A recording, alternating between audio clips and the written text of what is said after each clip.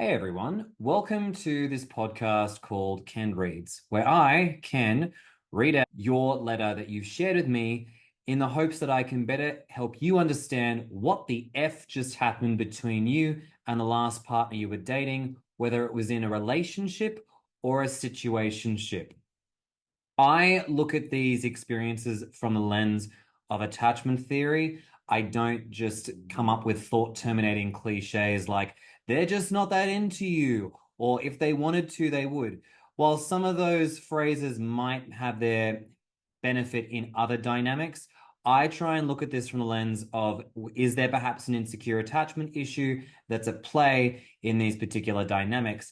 And though I am an Australian counsellor, I am not someone who is going to be responding to these letters as if I was with a client. I'm here to provide validation, yes, but I can't provide any diagnoses on these. So even if, a lot of people might understandably hear this and be like, well, that sounds like a narcissist.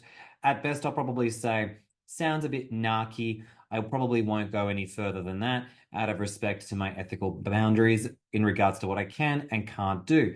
If you find this of benefit to you, fantastic. That's what I want. And if you want to submit your letter, you're very welcome to, once there is obviously availability per month.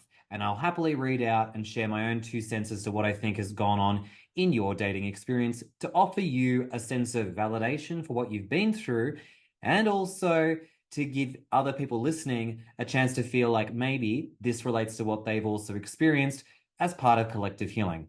So with that all out of the way, let's dive in to the latest letter.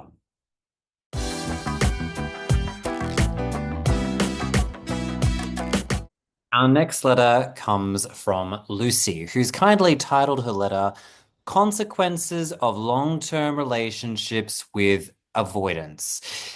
Lucy writes, Dear Ken, I'm so happy to find you and your team on YouTube and Instagram. Your videos help me to recover from an avoidant discard every day. And I also apologize for my language as it's not my native tongue. I just also want to say, firstly, thank you very much for the kind words and also letting me know that English isn't your first native language, it's not your mother tongue.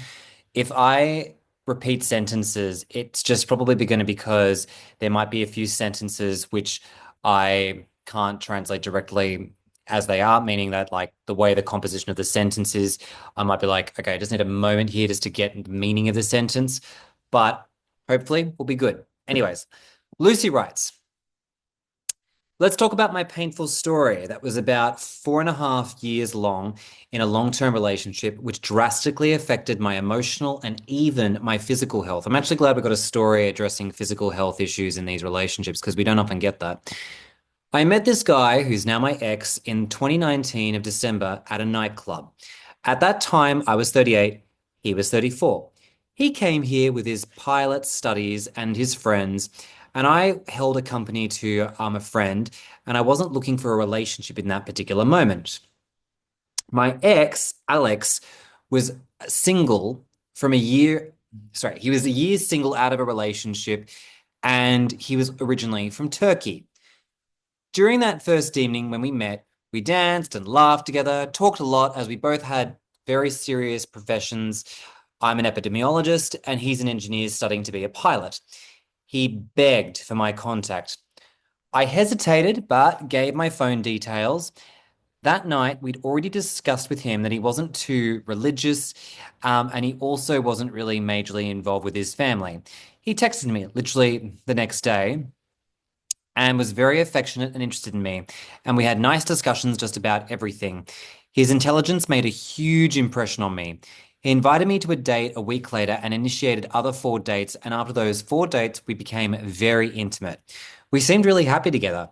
Everything looked like it was from a fairy tale. Our interests, lifestyle, attitudes. We matched. We laughed a lot, talked a lot during the night. He'd introduced me to his friends. I mentioned he was very shy, like a guy. Sorry, he was very shy for a guy of his years. He was also quite strict about his daily routines and also his agendas. He said he's very excited to start to know me, and he added, let's see how things will turn in the future. I think that means let's see how things will go in the future. Anyways, his friends even said to me, he's a really good guy. Interesting. Okay, so boy meets girl at the club. They get very frisky with each other. They have a really good time. And, you know, on paper, it's like, we're off to the races, aren't we? There are a few things that are standing out even in this, though. Once again, intensity, speed, little bit quick, in my opinion.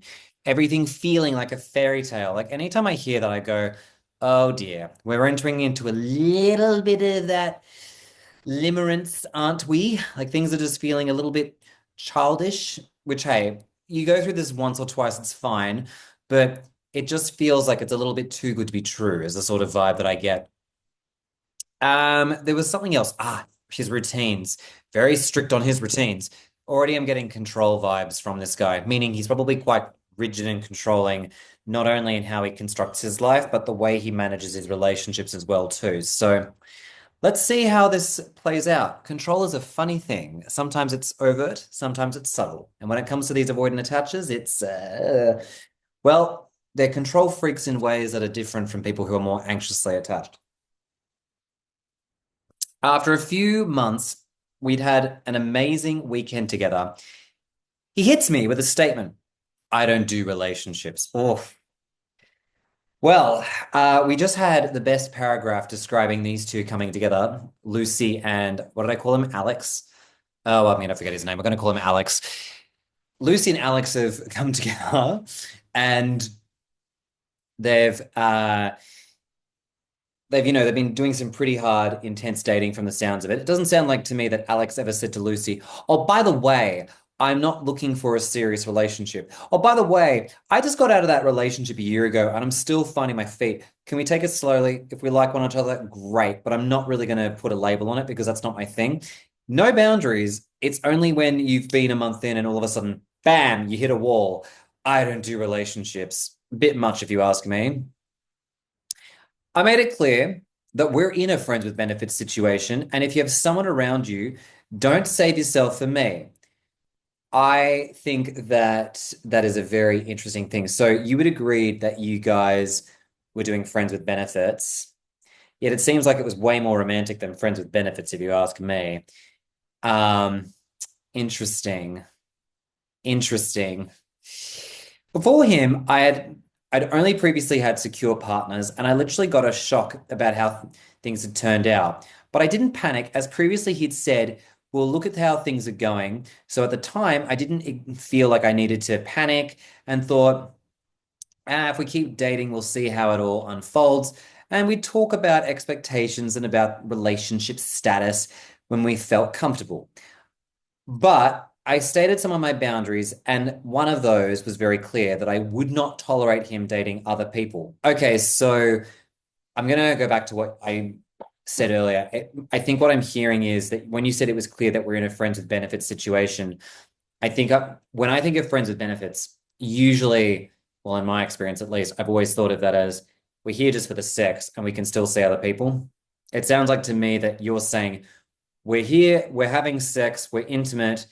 Doesn't matter if we're in a romantic relationship by title, but I will not tolerate you having a relationship outside of this. I'm going to back away if that's the case. If that's the boundary, okay, makes sense to me. I just have to get my head around it. But I mean, I think I can understand your reasoning because you're like, okay, I'm just going to let him go and see how this goes. The thing is, I've done that too. When I brought up my concerns about relationships with avoidance before where we're getting into one and just being like, oh, I feel like things are moving a bit quick, or I feel like, you know,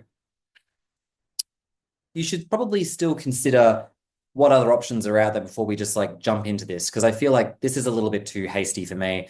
There's always been that answer of, oh, we'll figure it out as we go. Well, let's just go with the flow. And it's like, that's not really helpful. It's not really resolving my feelings of internal conflict. I feel like we are rushing a bit.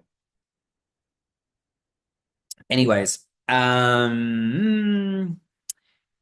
okay, so the boundary was Lucy's had said, I won't tolerate you dating any other people because if that happens, we're going to stop seeing each other. And you'd also stated, I said very clearly and openly that we need consistent, open communication because it's important to me. I love the fact that you're speaking up about this, Lucy. Like, seriously, Good on you. Something tells me he probably was like, yeah, yeah, yeah, that sounds great, blah, blah, blah, blah, blah. Because usually these people are peas. After that statement, nothing changed. He texted daily. We spent amazing time together, and I understood that I was falling in love. A few months later, his studies had to proceed in another European country. We talked about it, and he said he wanted to try long distance.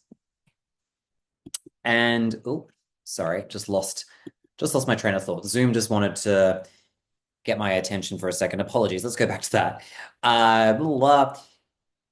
He had to continue his studies in another country. We talked about it, and he said he wanted to try a long distance relationship and also planned for me to visit in a month. Interesting. In 2020, March, COVID came and our plans collapsed. He had to return to his home country, go back to his parents' home. Borders were closed, so we proceeded to communicate by texting as we waited for our first opportunity to meet again. After a few months, which was around the 6-month mark after our first date, his messages and calls became colder, and he said, anyways, we're just friends with benefits, so it's nothing to lose, but I would like to keep close contact with you. Interesting. Okay, so do you know that sentence really does for me? On one hand, it's this dispassionate dismissiveness of being like, if we were to break up, it wouldn't bother me. But at the same time, I want to still have some connection with you. You can really see this is a man in conflict where you've got these two sides that are coming out, and that avoidance side is really starting to rear its head here. It's like, if any of you've seen the Alien films, it's almost like that avoidance side is the chest burster that's about to pop out of someone's stomach and to scare everyone, where before there was this lovely human being, and then all of a sudden, surprise, I'm an avoidant. No, I mean, like, I know it's not as literal and it's scary like that, but I don't want to make the avoidant part sound like it's a xenomorph, but still, the point is that it can be very frightening to feel that shift and also that lack of real openness around like, so what are we? Where are we at? What are we doing? I feel like he's really using the friends with benefits label to rationalize his decision making. Oh, we're friends with benefits. So I don't have to necessarily check in on you all the time, but I'd still like to have communication on my own terms. So not great. Anyways, so we went from texting every day, where we proceeded to text one time per week, and I became the main initiator. Oh dear. It was at this moment when the dynamic between us shifted. Once I got tired of it and I decided to back off, he immediately initiated texting first. Yeah, of course he did. And I assured that he's that waiting impatiently for me, and that we'll see each other again. And rest assured, that he's not texting or meeting with anyone else. Okay, so he was saying that to you. He was saying, I'm not seeing anyone else. Okay. And that he feels stuck and depressed at his parents' house because he can't work because of COVID. Okay, so it sounds like he doesn't have the best relationship with his parents, or at the very least, he's just depressed during that time, which, hey, I think a lot of us were feeling pretty miserable, sequestered during COVID. So I kind of get that aspect. He worried that he would lose his job and his career. Despite that, I worked a lot at the hospital during COVID and was totally tired, morally and physically all the time. Morally. I'm not sure if that's a translation from your native tongue to mine, but when I think of morally tired, I'm thinking that you're exhausted from, like, say, things around morality, like what's right and what's wrong, what's okay, what's not okay. So I don't doubt you if there was some moral concerns going on, but it's not a phrase that I'm familiar with. But no judgment on you, Lucy, in terms of like what you've written there. It's just for me, I'm like, oh, wonder what that's been like for you. Anyways, I was that person who would motivate Alex and try and raise his mood, and I believe that everything will soon end and he will come back to his work and his life. Okay, so you were being very optimistic and trying to like raise his vibe. I didn't get any support or even nice words from him, and it was a very challenging experience for me. Oh, he sounds like he's suffering from depression at that time, and he's really wallowing in it. Something tells me he's a fearful avoidant.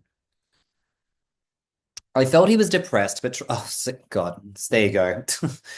I like, the writing speaks for itself. I felt he was depressed, but I tried to be very understanding, yet he brushed it off and his moods continued to be affected by COVID and his own individual circumstances. Okay, so to me, it sounds like he's definitely not feeling good about himself. He's feeling probably not a, he's probably feeling quite, uh, how do I put it?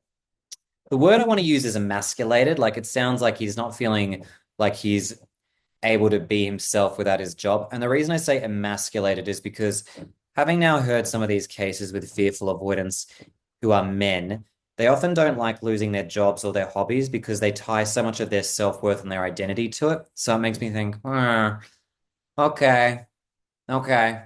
Sounds like, that's very much a part of who he is and how he feels strong, which on one hand, I get. Like, our relationship with many things, including work, can obviously be a huge part of our well-being. But I think it's a bit more than that. I think there's like a bit of ego stuff to it as well. But yeah, it sounds like he's not such a happy chappy. Okay. In the 2021, in March, he was able to return to his studies in Spain, and we started to plan my visit.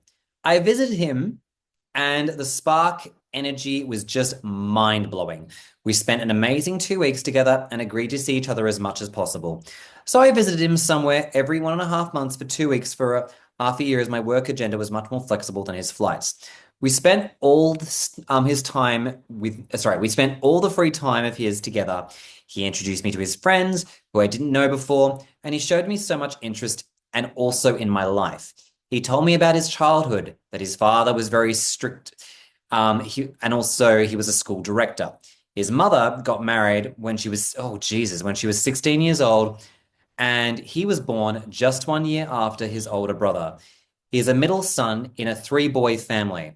His mother was always tired and felt alone as she had to move in to the home where the dad was, which was out of town, in the father's city. And she didn't have any friends there to support her. Something tells me she probably leaned on the boys for support. Oh, there we go. He adores his mother and is very close with her. And one of his photos with his mother on Instagram says, "I'll never meet a more beautiful woman than she is." Okay, I gotta take a moment here just to say this. It is a big sign in my experience. And I know some people are going to probably be like, "You're taking this too far." I swear I'm not. Like, I've seen this happen so many times with avoidant men. Anytime I see a man, straight or otherwise, do the whole,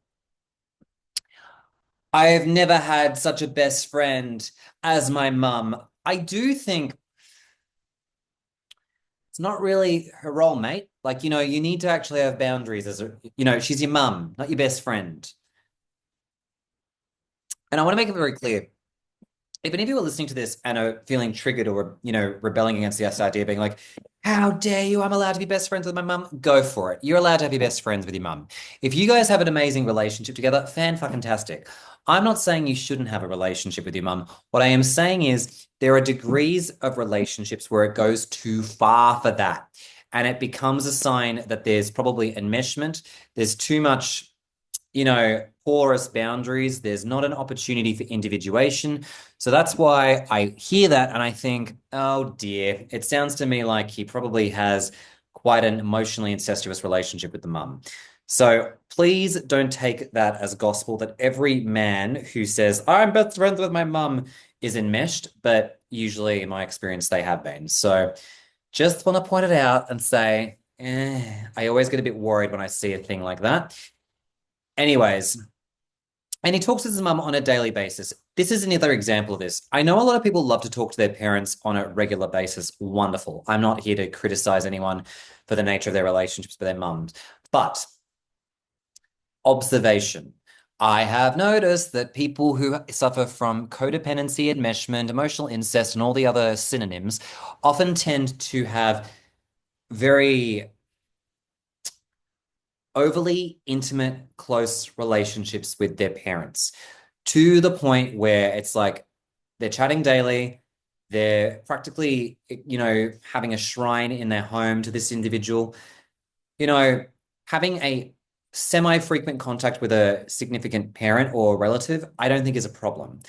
But when it gets to that degree, it's like, space, please.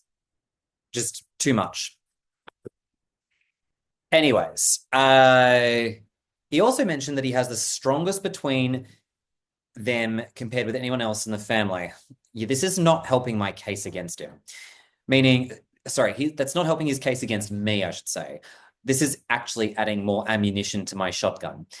His father was very strict, and despite knowing that he wanted to become a pilot, he hid from an ex-invitation letter from Aviation Academy when he applied there and said the truth just many years later. I'm not sure if I understand that context, but anyways. But Alex saw his father as an example of a male figure in the family. Ah, okay. You see, my little point about him and his relationship to work seems to have landed at this point. It seems like he wants to be the man of the family. Okay, let's take a little moment here to talk about the White Knight, the savior. So this is a great psychological thing that many avoidants get themselves into, particularly fearful avoidant men. Fearful avoidant women can also have this too. I cannot speak for non-binary folk, but I would imagine that the use of gender probably wouldn't make much of a difference here in the context that it's really about being a provider. And providers historically, well, let's not get into gender and history, but let me put it like this. When we think of being the provider, right? Usually when a child has grown up feeling like they are responsible for the parents, they can sometimes go in one of many directions, but one of those is feeling like I have to save, rescue, and be the one to swoop in and make this person feel good, right? And the problem with this belief system, if you will, is that it implies that you need to find, in this context, a damsel in distress. You need to find, in order for you to feel impressed, to feel like you can wear your Superman outfit, you have to go in and be able to support mummy and the girlfriend from their own difficult situations. These are the kind of men who will probably try and swoop in and teach you how to reconnect with your father if you've had abandonment issues with the dad. The men who will try and help you with work, to try and do your gardening, to be there, to be a real masculine man and be a provider. I am using a very heteronormative example here. There are plenty of LGBTQI plus examples of this. In fact, I was reading a scenario involving a woman in a straight relationship who was pretty much acting in a very similar way. And she was really embodying this provider role as well too. So it's not just exclusively straight men. But the problem is that this is not an authentic way of relating. You are essentially building out an identity. Your ego is all about must get external validation for saving and rescuing, right? And the danger is that you don't, like, these people don't actually really want to do that. If they really connected with themselves, they've only got this role because this is all they know from childhood. And they think, oh, the only way to get love is if I rescue these people or provide for them, right? So even though he's trying to be Superman, I feel like Alex is probably all this behavior feels like it's very young to me. Like he's really trying to step in and be the dad of the family. There's really excellent books on this from what was it? I've got them on my website. There's White Knight something or No More White, no, not No More Mr. Nice Guy. It's not that. It's White Knight No More or something like that. There's also Silently Seduced, which talks about emotional incest. Highly recommend those because they really describe what people go through who are avoidantly attached. I hesitate to say No More Mr. Nice Guy because I feel like that applies more to anxious leaning men than avoidance. It does apply to avoidance, but the presentations in that book lean more heavily anxiously attached for men. Anyways, let's go on. Once during my stay, I mentioned a Tinder notification on his phone. Oh boy. And confronted him about it. I sorry, let me read this. I felt stupid because he was convincing me that he never used Tinder and he just forgot to delete it from the times before we met. Yeah, bullshit. But that same day, he said he's in contact with oh fuck, he's in contact with his ex. She texts first and wants to reconcile, but he said no because he's happy with me.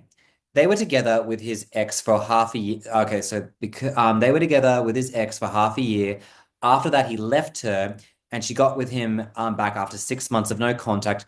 But not so long ago, just for 6 months, he discarded her for the reason he didn't like her photo on an Instagram story. He asked to take it down and she disagreed, and it was a reason to leave her. Okay, weird. On my last visit in Spain, I felt misled as we acted like a very close couple. But still, we had no label, and it was like our relationship was on pause. And I finally asked him, "What are we?" And I got such a weird answer that, quote unquote, despite the fact that he likes everything about me, he just can't do relationships in general. He doesn't see me as a partner or a girlfriend, and he doesn't want to hurt me. And we should both be ready to become just friends, where we'll go off and meet our real partners. It hurt me a lot. I cried all the way to the airport and all the way till I got home after stepping out off the airport. Sorry, stepping off the airplane. Jesus, my English. It was such cognitive dissonance. Yeah, it is. Okay, so let's take a moment to talk about that. That's fucked. Um, so I'm just laughing in my head because someone created a bingo card for all my phrases, and I was thinking, I do say that a lot, don't I? But it's consistent. Anyways, no, what I really want to go back to is just so his ex seems to have had very similar treatment from him. He's obviously felt guilty and shitty about it. He's rationalized, well, I just can't do relationships anyways. So this is just how it is. We might as well end it here because I guess we're all gonna just go our separate ways and find people who are better suited for us. I don't even think he really believes that. We're only 2 pages in. And I know this is a 6 page letter, so it makes me think, okay, well, there's probably a lot more to this story. And it just makes me think, he feels really shitty about himself and he just doesn't want to own up to the fact that he's self-sabotaging like a motherfucker right now. So no, this is not okay. And again, it's that real thing of like, do you want me or do you not want me? You say that I'm amazing, yet you tell me that we can't be together. What the fuck do you mean by that? Use your words. Anyways, he went back to Turkey and he kept reaching out to me as if nothing had happened. Okay, great. So now that you're a distance from him, he doesn't feel as bad about chatting with you. Girlfriend, in behavior, but not in name. Not okay behavior from Alex. He invited me to visit his country, and I was stupidly in love with him. I decided to try again and took his proposal. He introduced me to his brother and brother's wife. Wait, stop. So you've been discarded and you've been basically sent home. I suppose you haven't been discarded. You've just been told that he doesn't see this going anywhere. But then he's acting as if nothing had happened, and then he basically invites you back to be with him. It's like, this guy has no understanding of the damage he's doing to you. I will say that I understand now, this is a moment of compassion to people listening. I understand why you would have circled back given the circumstances on the basis that I believe, based on what you've shared here, you're very much in love with the guy. You probably never had an experience quite like this before. If you've only ever had secure partners, this would have been a real mind fuck. So I'm not about to come in here and be like, Lucy, Lisa, Jesus, did I forget their name? We'll call you Lucy. Lucy. I'm not about to sit here and say, Lucy, you have anxious attachment. Like, what the fuck is wrong with you? I'm here to say, I think you're discombobulated. I think you're confused. You have cognitive dissonance. That is totally understandable given the circumstances. So I personally feel for you terribly. Anyways, okay. So you're now reintroduced to his family through his brother and his brother's wife. He was holding my hand during my meeting with the brother and the brother's wife, and he'd initiated my social media contacts exchange with his family members, whom we were meeting frequently, as well as also his close friends. Okay, so he was cold with you at the end of your time in Turkey, then re-invites you, and now you're getting reacquainted with everyone. This is really hot and cold. This guy's majorly fearful avoidant. Everything around us shouted, "We're a couple!" But still, he didn't call me his girlfriend. Rather, and sorry, neither did he put me on any of his social media. Oh God, that's relatable. I feel like a lot of these fearful avoidants, when they're dating you, I know not all of them do this, but a lot of them are very crafted around their social media use. And if they don't feel particularly good about dating someone who they perceive to be, I don't want to say better than them, but someone they feel like they can't match up to, they are very careful to not put you in socials because they don't feel like they would actually be able to comfortably stomach that. So that's very much a thing. It's part of their avoidance. It's their way of psychologically feeling better about themselves. Because if, I think the biggest fear is if people see that they're dating someone like you on socials and it all goes to shit, they're going to feel like a terrible person that they couldn't make it work. Whereas if you're just seen in public, that's different because, it's easier for them to just craft a story. We weren't compatible. She was just, too needy. We just aren't meant to be together, blah, blah, blah. So, a lot of this is psychological narrative control. Okay. So we are back to he not putting you on social media. Now, after I returned back to my country, oh, he got cold and distant again. I confronted him for getting cold and you're not in a position to say what to do. And it seems you took friendship with my family too close and forgot who we are. We're just friends with benefits, and it's nothing to lose between us. This is so dismissive. Like, he's just cutting you off as if to say, like, there's nothing between us. Like, we're just friends with benefits. You're disposable. I understand why people feel discarded when they go through this. I mean, I don't love that term for a few reasons, but I get why people feel it, hence why I use it. I felt really hurt, and I was cut off from communication from my side. But even after that, he started to pursue me and also started to use health issues that he was going through. Oh dear. Okay, we're now getting very emotionally manipulative. Now, I work in a hospital, and he started asking for help with some of his a rare disease he had. God, I read that. I was like, rare disease? Does he have like an ass problem? Is his bottom like going through something wrong?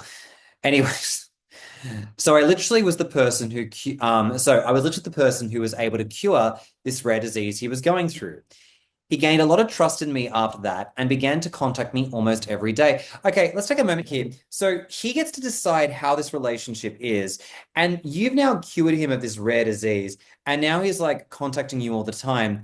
To me, I feel like he oscillates between like a little boy who's like, I really need to be with you. I really want to be with you. And then he's like, no, I can't do that. I don't want to be with you. We're just friends with benefits. That's nothing to me. We'll be out of each other's lives soon. He oscillates between this really vile side that's just like, you're nothing to me, to this other side that's just like, I really want to connect with you. Oh my God, you're amazing. I love you. That's fucking confusing. La, la, la. So you cured him of this rare disease. He was texting you and calling you frequently. He opened up and said he values me and wants me in his life, but he didn't put a label on the relationship as he didn't feel like that's what he wanted to do.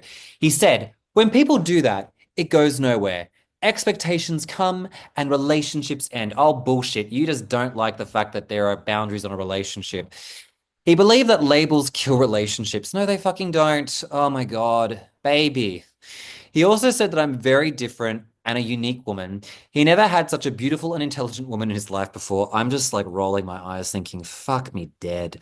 This guy needs. Does anyone know the nearest asylum in Turkey? Ugh. But he feels scared that, quote unquote, you'll put more and more expectations on me, as all women do. That right there, my friend, is not only misogyny, but also his childhood trauma talking. Let me say it again. You're going to put more and more expectations on me, as all women do. That's the relationship with his mum talking.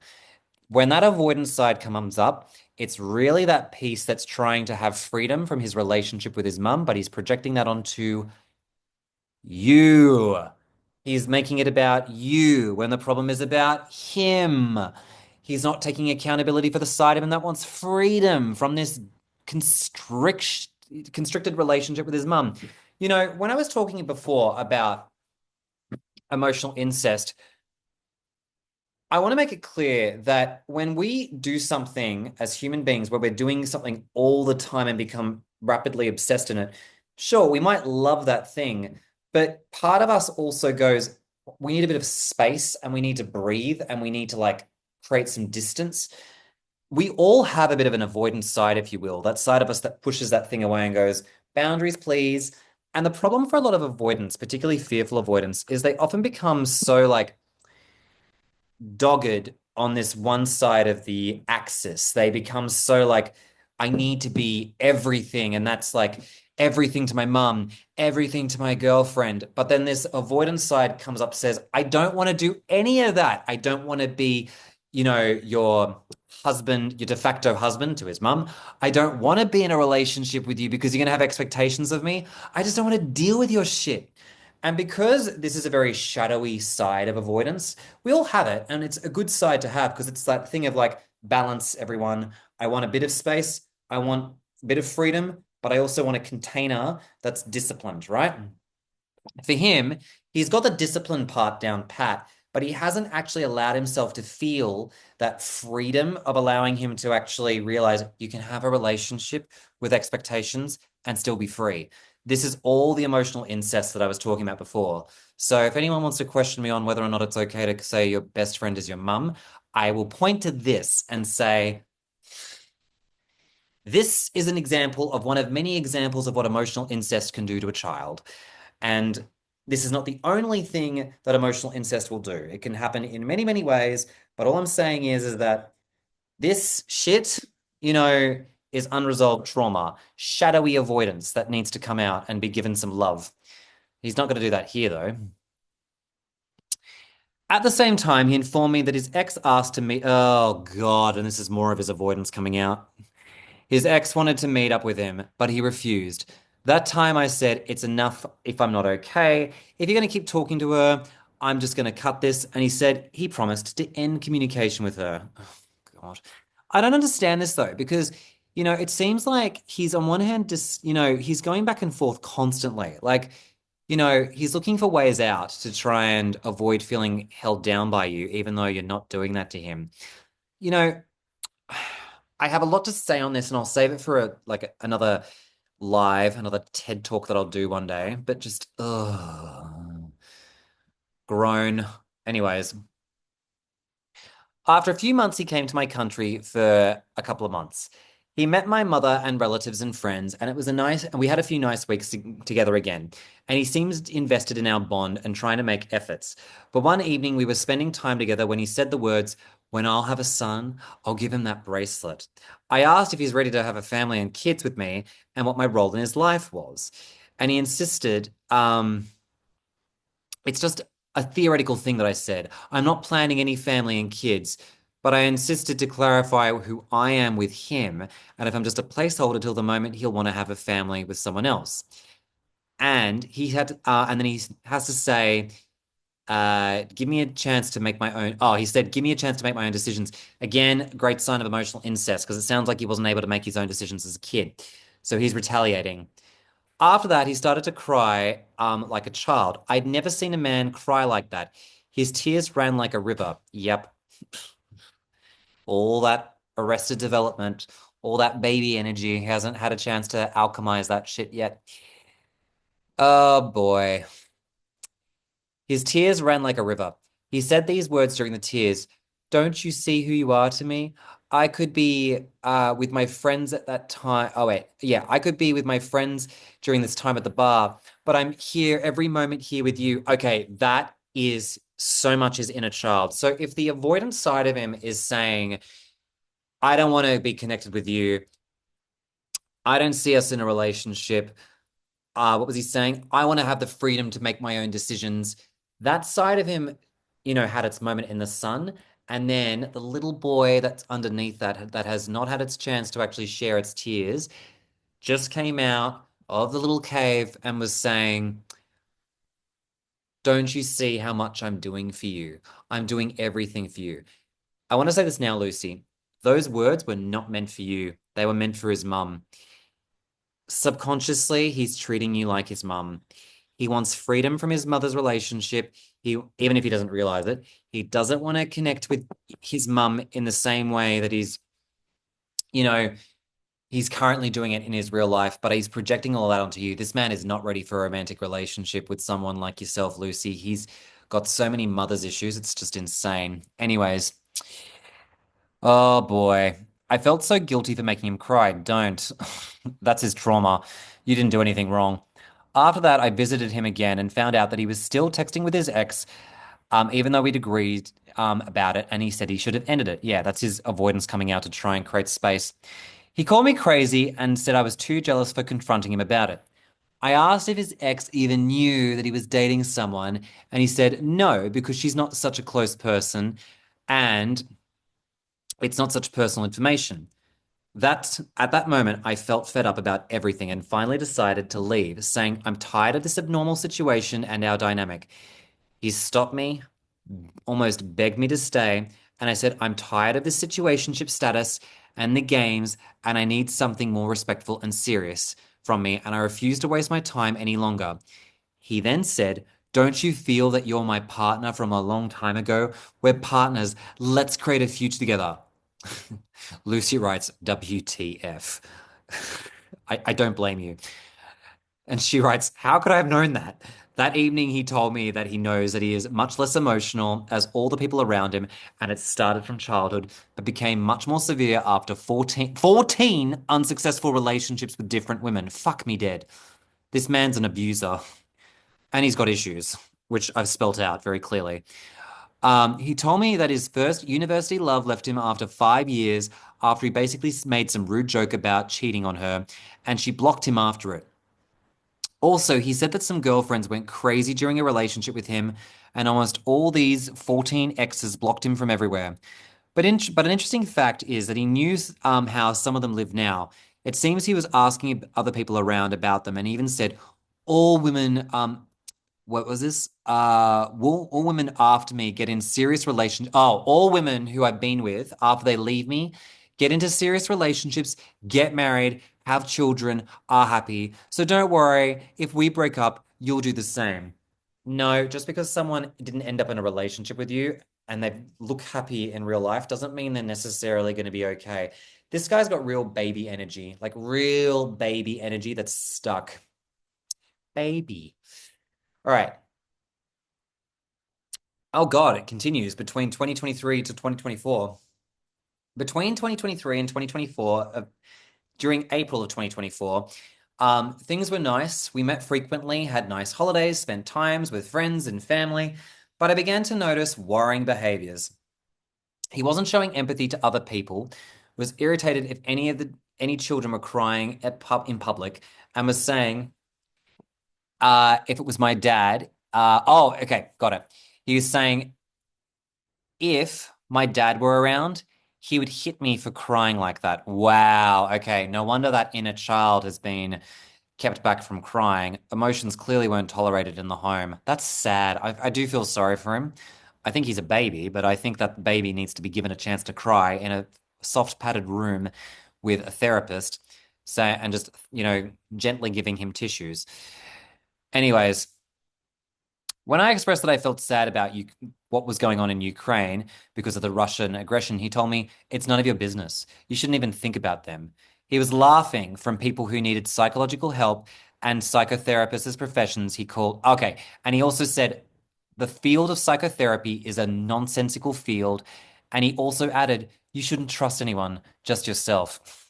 He had so many cliches, used stoic phrases, never celebrated birthdays, and congratulated other people for their birthdays, and weirdly reacted when I was giving presents to him. It was obvious he felt very confused about himself.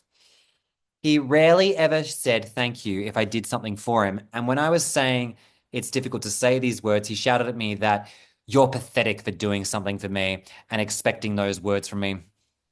The father wound is strong with this one.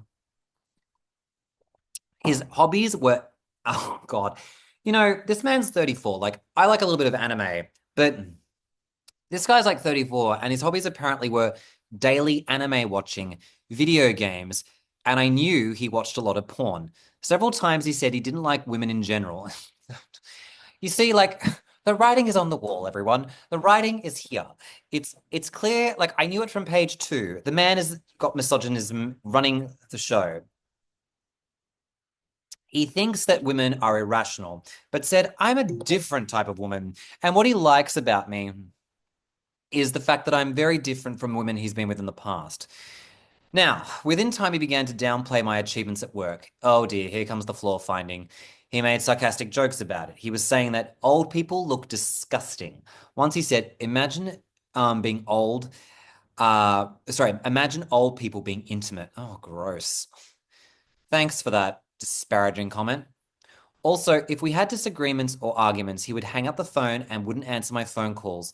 Once he even ghosted me after arguing for 3 days and said that he did it to punish me. As I said to him, if he won't respect me, as if I deserve, we will have to move on in different directions. There's a kookaburra just laughing in the tree. So, to anyone listening, welcome to Australia. We have native animals here that just love to chime in on these relationship dynamics.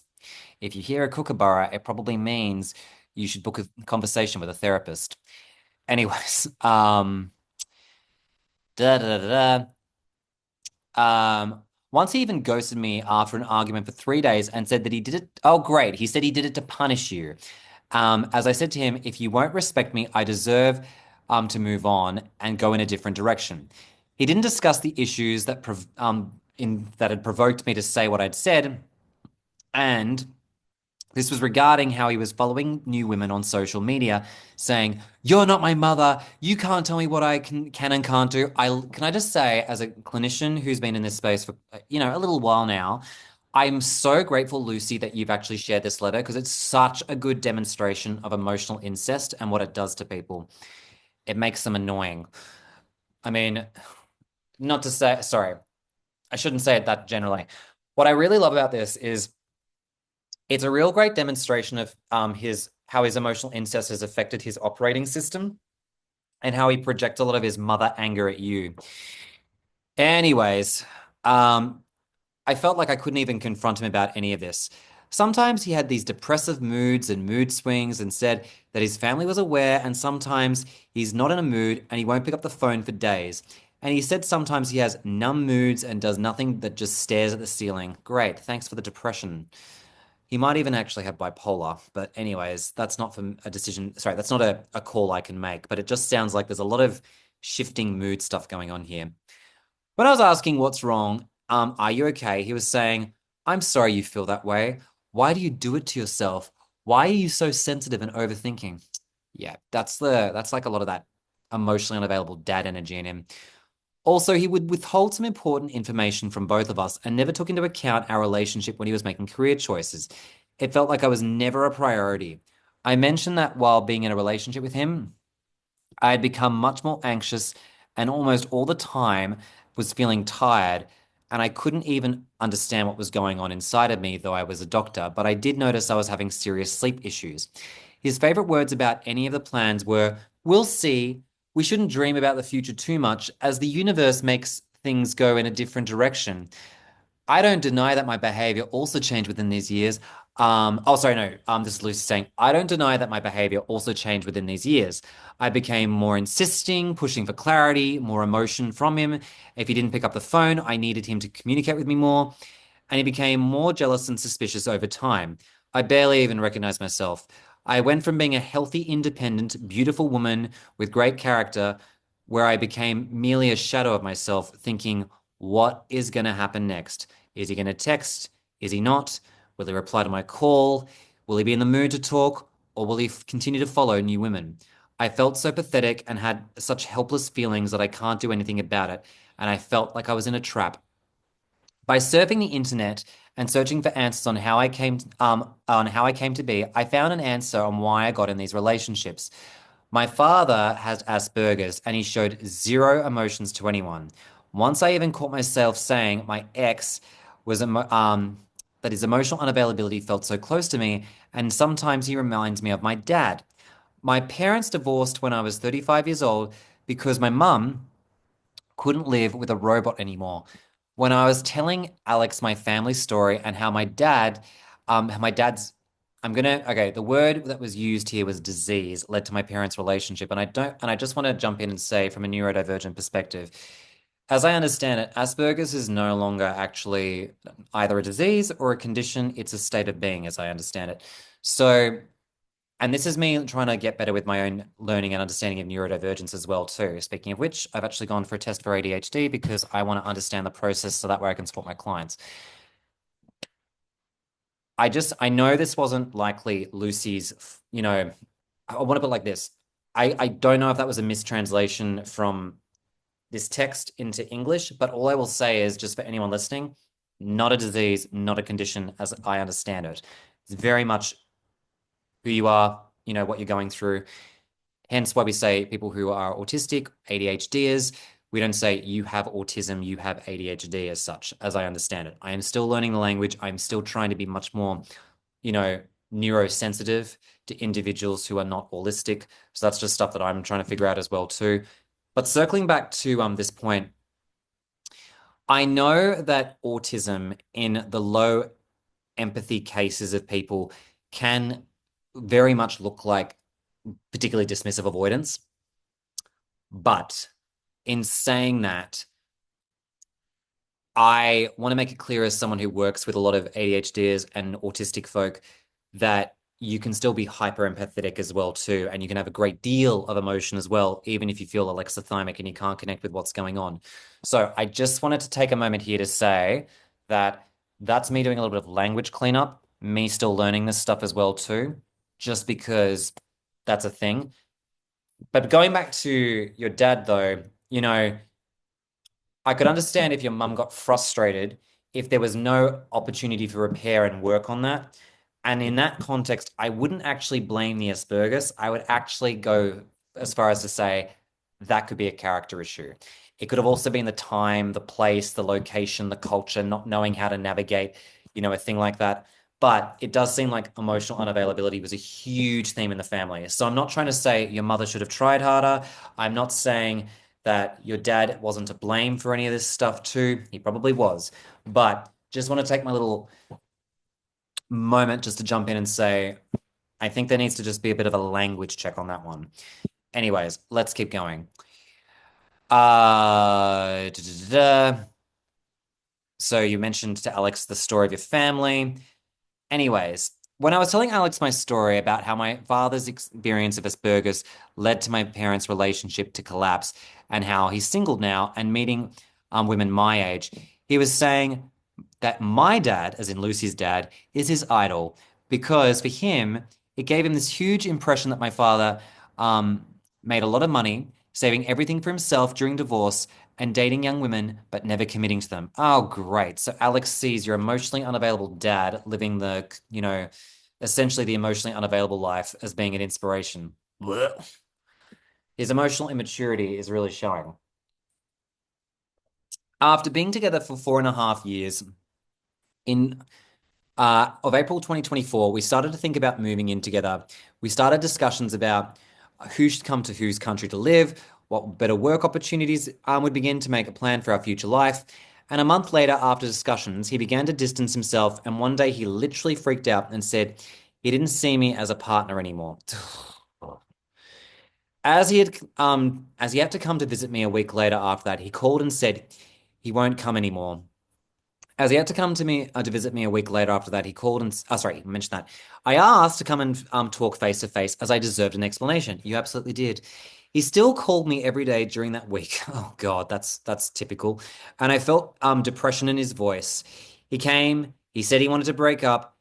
He felt the physical attraction towards me, but didn't see me as a partner anymore and didn't see a future for us together. And then he knew that he'd hurt me if we didn't break up now.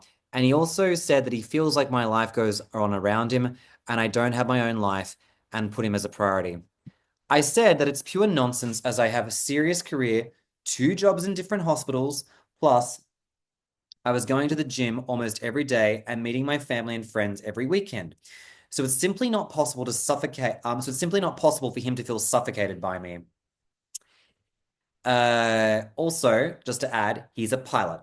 And sometimes he has flights all the days, and sometimes because of his evening flights, we would barely be able to catch a minute to talk. And if we lived together during the week, he would spend most of his time out of home. So I would throw it back to him and ask, how is it possible to feel so suffocated given such circumstances? Correct. After that, he came back at me and said, I know you want a husband and children, and I can't give you that. So you'll meet someone one day. Bingo. I said that I never said that I wanted all of those things. And I said, and I had told him this many times and assured him, as a human, that for me, there was more important things than marriage and children. But it seemed he thought he knew me better and also knew what I wanted.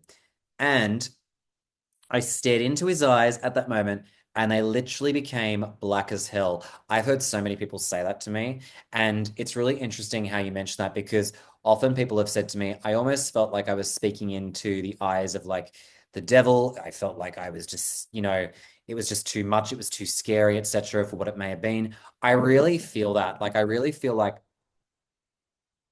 a lot of people who've witnessed that, it's a very scary thing to see, an avoidant attacher who's in the freeze state and to feel like you're just not able to connect with them. Because we often say, like, we connect through the souls, through the eyes.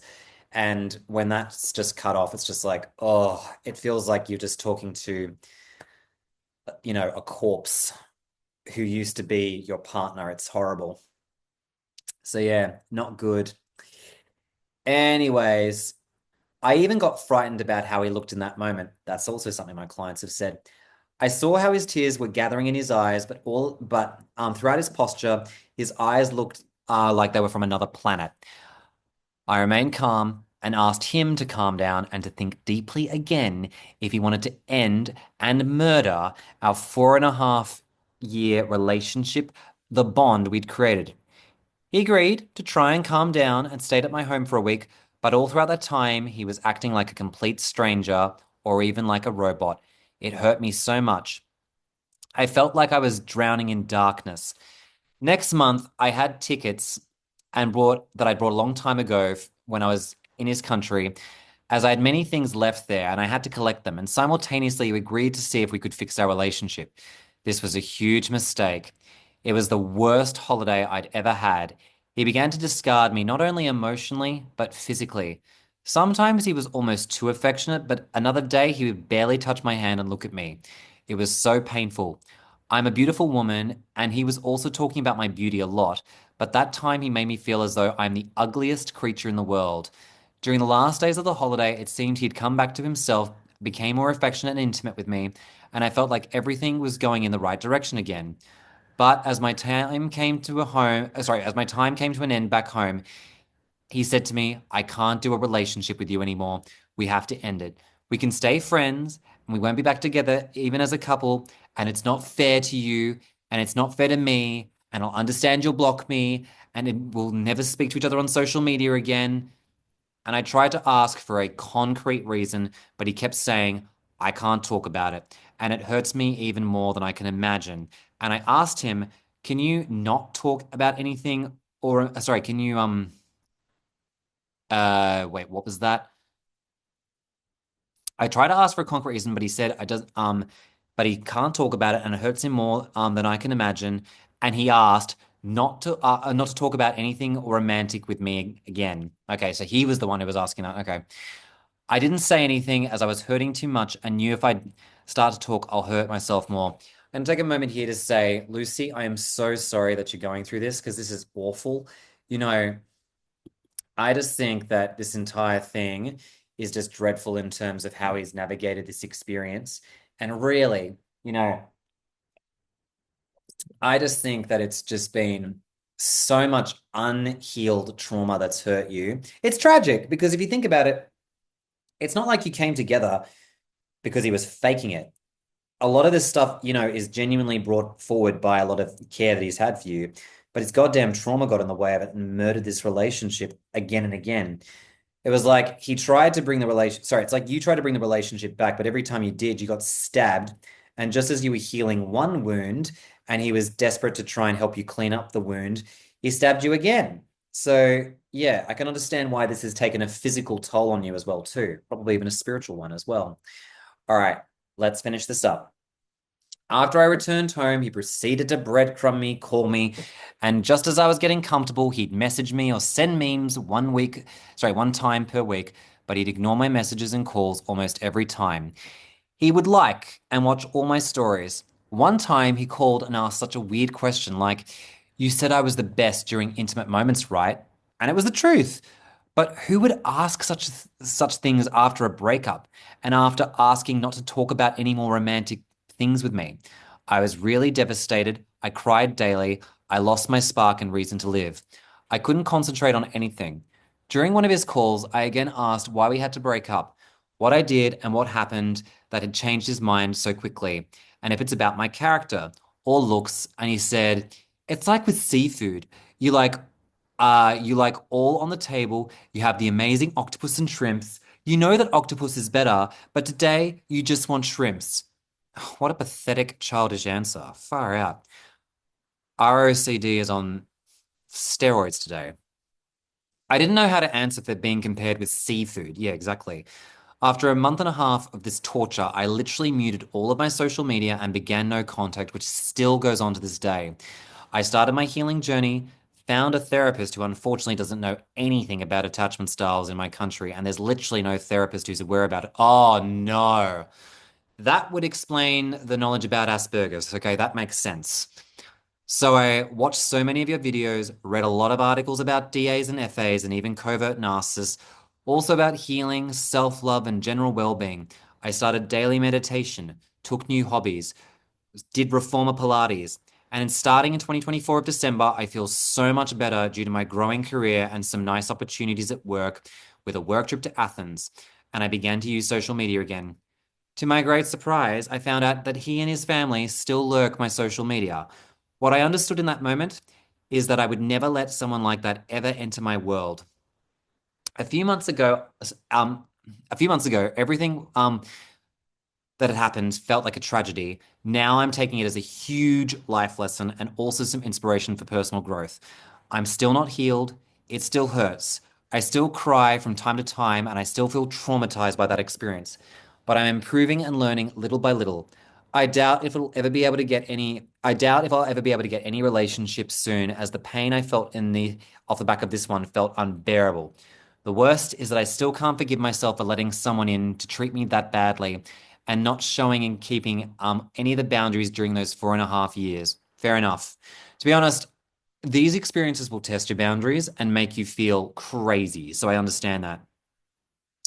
During all that time, I felt that something was off. My emotional and physical health suffered, and I was having the constant heart and gut shrinking feeling that I couldn't protect myself from. To be honest, at the very start, I thought, how sad that such a wonderful man can't open up to me emotionally. Most probably, he didn't know what unconditional love meant. So I'll be that one who will show him how love will be and stay no matter what. I made huge changes in his life as he's reserved as which is deserved for him as a person, and I encouraged him to buy more quality and modern clothes, introduced him to niche worldly things, and also deodorant that he began to use daily. I introduced him with some quality cosmetics for men, a healthy lifestyle. I really picked up the quality of life for him, and I feel so embarrassed about wasting my love, time, and even resources on someone like him. Now I have some questions for you. Okay, before we get into the questions, because I'm gonna have to do them just quickly, I want to say, Lucy, I am so sorry that you've gone through this because I know I've probably changed your name a few times, Lisa and Lucy, but you know, I think I want to make a point about the cultural piece too. Many places in Europe and eastern parts of the world do not have a good understanding of attachment theory. I still think the Western world has got some ways to catch up. I think those of us that are really getting it are the ones that are online trying to help people out in the dating pool. And I think if you don't have an understanding of trauma, attachment theory, this stuff can really affect you in big ways.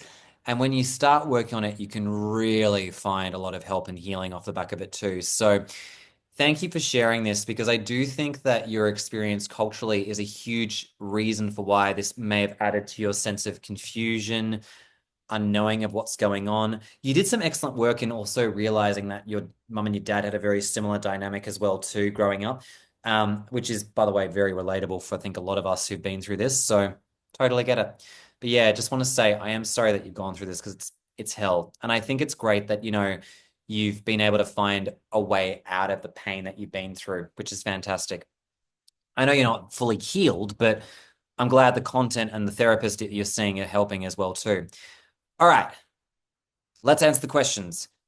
Who was he? Was he DA, FA? Did he have some narcissistic tendencies? I think he's definitely got some narcissistic traits in that he obviously intended to, he was like in a childish moment, he did tell you on stage, I want to punish you. I don't think he's a full-blown narcissist. I think he's definitely a dismissive leaning, fearful avoidant. Could I save the relationship and what could I have done differently? No, you could not have saved the relationship. Let me save that for you right now. Let me save you. Let me save you by telling you that you could not have saved the relationship. And I'll tell you why you couldn't have saved it. Because going back to my binge eating analogy that I've been using quite a lot lately, when you have a disordered approach to food and you're trying to achieve a goal, weight loss, you are not going to have a healthy relationship with food. You're going to be fixating on the goal. You're going to get in your own way and self-sabotage. It is the same thing with relationships. And this man is essentially married to his mum. Even if it wasn't explicit, he is still unable to separate himself from that trauma from his mum to be present in a relationship with you. It was laced throughout this entire thing. Absolutely not. There is nothing you could have done. I don't think healing is happening for this man in this lifetime. I really don't. And I say that, based on my own experiences. He's not going to suddenly find a new person and heal all of his trauma. Those things you've done for him, like giving him deodorant, treating him nicely, buying him clothes, basically being his mum, sure, he'll remember that with fondness, but will he suddenly become the most perfect man overnight? Hell to the no. That's not how change works. Not real change, anyways. Uh, why are him and his family members still watching my social media but not contacting me? Because they want access to you without the emotional connection. This is a very enmeshed family, right? So they they all probably don't have much of an identity. The dad's, doing his emotionally unavailable thing. He sounds like he's a terror. The mum, leans heavily on him for support, so they're already a conjoined unit. And for him specifically, for Alex, Alex wants access to you without having to be that connected to you. So there's that. Anyways, what do you think about oh, I can see this turning into a question which is going to ignite some passion in me. What do you think about most social media content from YouTube and TikTok where coaches use methods to teach you how to cope with a dismissive or fearful avoidant partner, how to get them back, why they don't feel any responsibility for taking any damaging advice? To be honest, if you were going through this for the first time, I would have wait, what? I would have found at that time I'd have left him for the first time. I wanted to. Unfortunately, I was misled by these therapists and coaches who proposed to tiptoe around the avoidant, teach how to talk, and actually to kill your personality. I'm a pure and alive confirmation that these things don't work. Yes. Okay. I wish I could do a little TED talk on this because I'm going to do a live on this for sure someday because I fucking hate the social media content stuff. Um, the thing is that there are two key things I want to say. There are a lot of clinicians and therapists who don't talk about the severe scale of avoidance, and there is such a huge epidemic of this that's quite silent. And the problem is that a lot of these professionals are teaching you ways to either murder your personality to be with the severe avoidance. They're not talking about severe avoidance. They're trying to help you get back into a relationship with a severe avoidant, and they're downplaying the risks of being with severe avoidance. And so, what do I think? I think they are a highway to hell paved with great intentions. They're trying to help, but I don't think they are as, I don't, what I think also a lot of them are doing is they've taken the basics of attachment theory. If it's not working, it's because you're too needy. You need to work on your anxious attachment. If you're dating an avoidant, you must be anxiously attached. And it couldn't be further from the truth. It is not that simple as that. It is way more nuanced and complex. Not everyone who dates an avoidant is necessarily is anxiously attached. And I think that the danger of teaching people to bend, snap, and make it work with these people who have self-sabotaging patterns that get in the way of love is that we're selling people false hope, which I don't agree with. So I really have a lot to say on that one. If your first inclination was to leave and not to try and make it work, like if you didn't have access to these resources, I can see why you would have probably been like, I'm out. I can't do this. This guy's fucked in the head. He needs to go and work on himself. So I get it.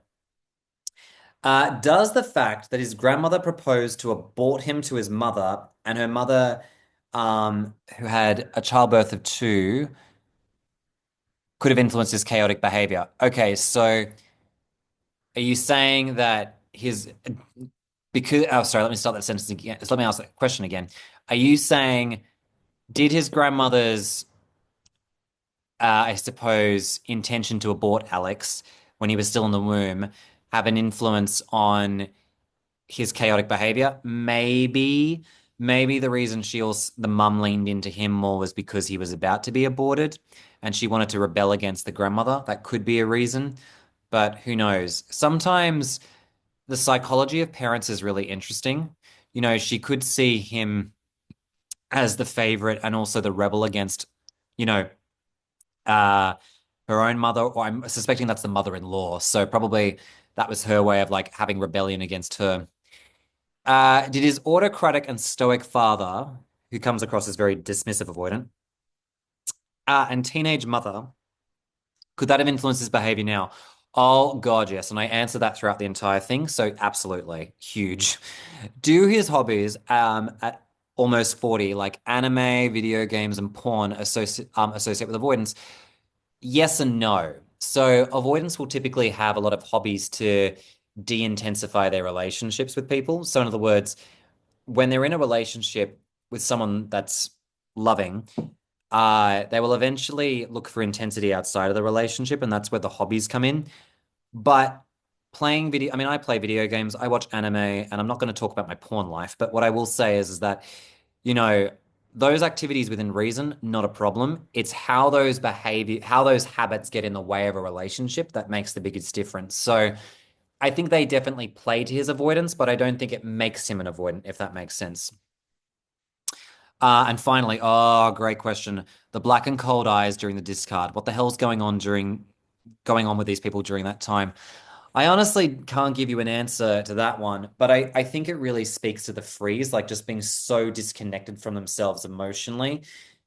Some might say that it's satanic and say maybe it's an entity that's taken over. I say that it's just a sign that this man is just so like, just it really speaks to the freeze, like close to death, numb, disassociated. He's left his body. He's truly left his body and gone to space. So that's how I would describe it. Lucy or Lisa, I apologize that I forgot your name twice, even though neither of those are actually your real name, I know. So, haha, I've still protected you. Um, Thank you for sharing this letter. It is a story that I've heard many, many, many, many times over and over and over again, but it is a very consistent story that I think helps people to understand these cases. So I hope that my reading has helped you today in better understanding your situation.